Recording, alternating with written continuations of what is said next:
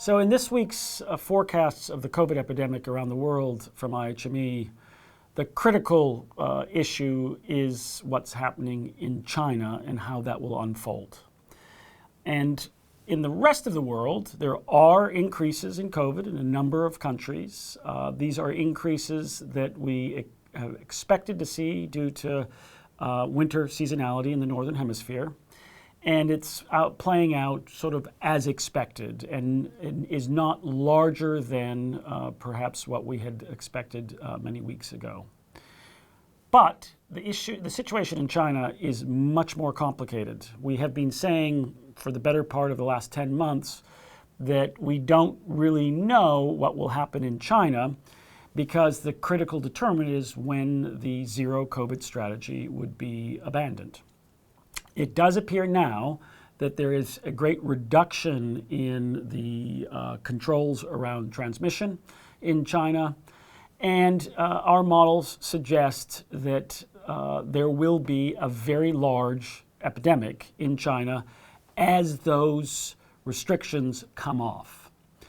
Now, the critical thing to ask in the case of China is what is the combination of a population that's being vaccinated with a somewhat less effective vaccine, or quite a bit less effective vaccine than, for example, Moderna and Pfizer, low vaccine uptake, even of that relatively less effective vaccine in the 80-plus population, and so far as we understand, no access to antivirals on a broad-based basis. The best model for that experience is what happened in Hong Kong with the BA1 epidemic that occurred in Hong Kong, which led to 10,000 deaths in about a 1-month period. So as we look in our models, factoring in that we think when things get very bad, some restrictions will go back in, we still see that there will be greater than 300,000 deaths in the coming months in China.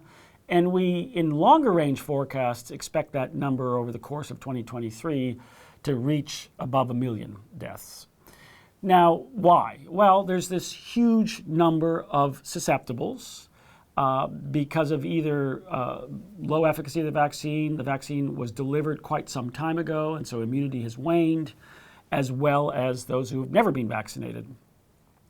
We also know from experience with COVID that the initial wave, even with Omicron, as seen in Hong Kong, in a immunologically naive group, can have quite considerable mortality. So if you think about Hong Kong, 8 million people, 10,000 deaths, during that period, you had an infection fatality rate that was about 0.1%. And if you apply that to the whole country of China, you get some very large numbers. And that's why we do expect that the death toll will be very considerable in China. When? Our models suggest that we will see the current decline bottom out and then start to go back up in January. And we expect a peak of transmission towards the end of March, and then a slow decline from there with perhaps continued, as we've seen in Hong Kong, transmission throughout the 2023.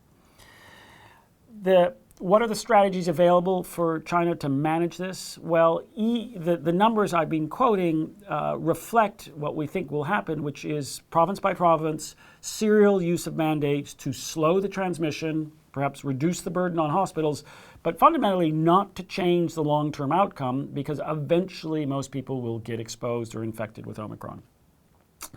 So it's really a question of spreading out the harm from this Omicron wave that we see coming in China. Wider spread, consistent mask use will lower the toll. More aggressive implementation of mandates, as we've seen throughout 2022, could stop transmission. We just are not building into the models that there will be complete lockdown and a zero COVID strategy reimposed. So grim prospects for China in the coming months, and there are strategies which have so far not been adopted, such as trying to deploy a more effective vaccine, Moderna or Pfizer, or to try to scale up access to antivirals, both of which could considerably reduce the toll in China that is expected in the coming months.